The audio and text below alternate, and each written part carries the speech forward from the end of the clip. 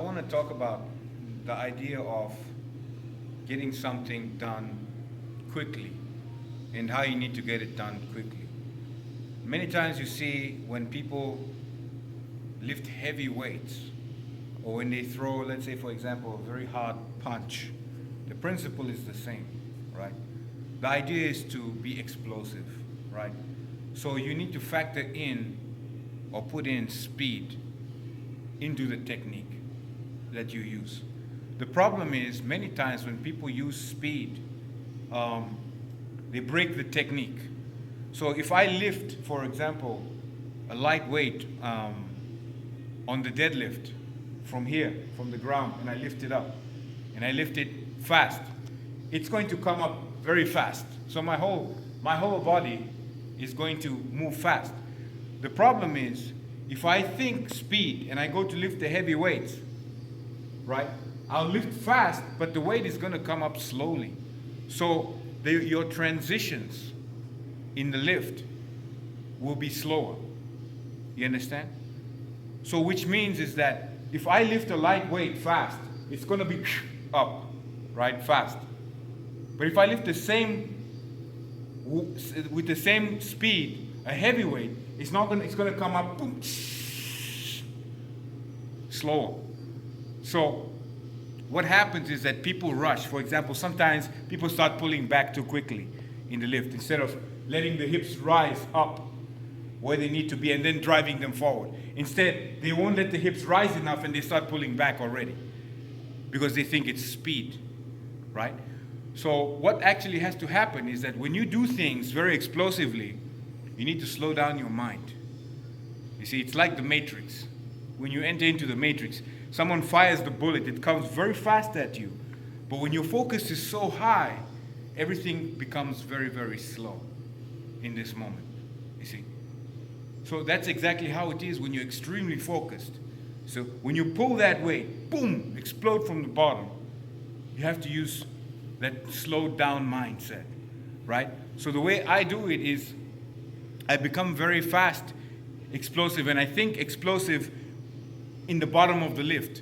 And then after that, I slow everything down. Not slow down with the lift, but slow down in my mind because I need to wait for the right moment to drive my hips forward.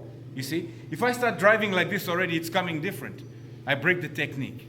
So I need to let everything go into the right position before I drive the hips forward. You see?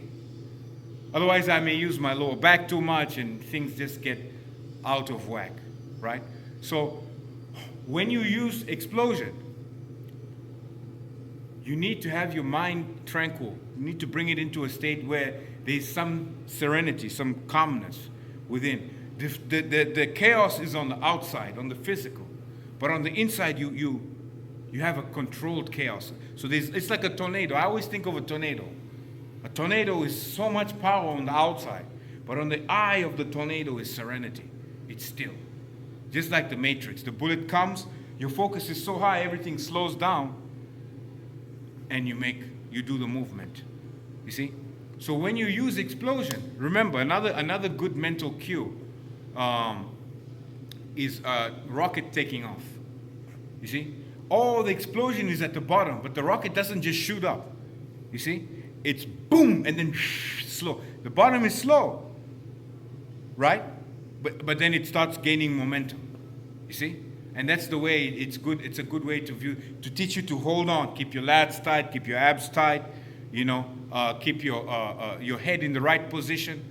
You see, you're keeping the bar close to your shins on the way up, and then close to your thighs on the way to the finish of the lift.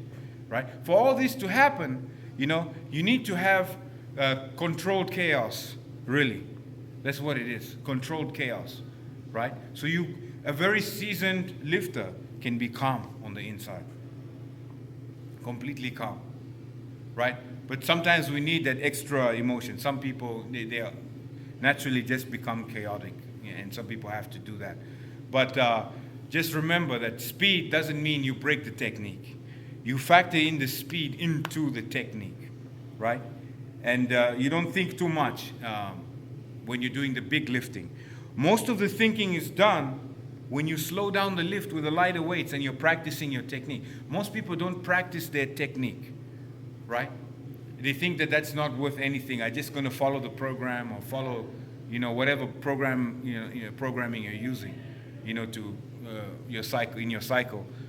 But you actually have to practice your lifting and feel what is working where. Okay, what does it mean? How far are my shoulders over the bar? How far are my knees over the bar? What is the distance between the bar and my shins? You see, how many inches is my shoulder supposed to be over the bar? Where is my head position? How do I drive my head from the bottom, from the hole? How do I drive my head when I pass my knees? What happens next? Push back. See, these are things that you can't think about when you're lifting heavy. That's when it becomes just instinct. You don't think at all. All the thinking is done with the lighter weights, and when you're practicing, when you're doing your your warm-ups, when you warm up for your heavy set. That is when you do a little more thinking. The more you progress into the lifting the heavy weight, the more it has to become automatic, instinct. Just very, very little cues. That's it. Big chest up, explode out the hole. These base lats tight, keep the bar close. Speed, these kind of cues, right? So remember, speed doesn't mean broken technique, right? In order to practice technique, you need to slow everything down. Speed usually is only from the hole, from the bottom. With heavy weights, it's going to slow down, and you're going to have to lift the weight correctly in order for you to feel good. You see? Even though the weight is slow, when you do the correct technique, you feel pretty good about the lift, even if you don't make it, right? So then if you fail, at least you fail correctly. You fail in the right position, right?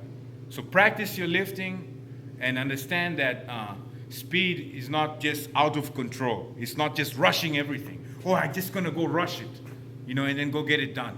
It doesn't work like that, right? When you get better and better at something, you start understanding. You start making a mind-body connection. Where your wrist needs to be, where your hand needs to be. How do you get your lats tight? How do you use your glutes, your gluteus maximus more? How do you use how much of your quad, hamstrings? How do you use your hamstrings more? You see? So remember, you need both the speed and you need both the slowness, slowness of the whole thing. And remember, when you're in the matrix, everything is happening very, very fast, but you've learned how to still your mind. And you've learned how to be like a tornado. Serenity on the inside, chaos on the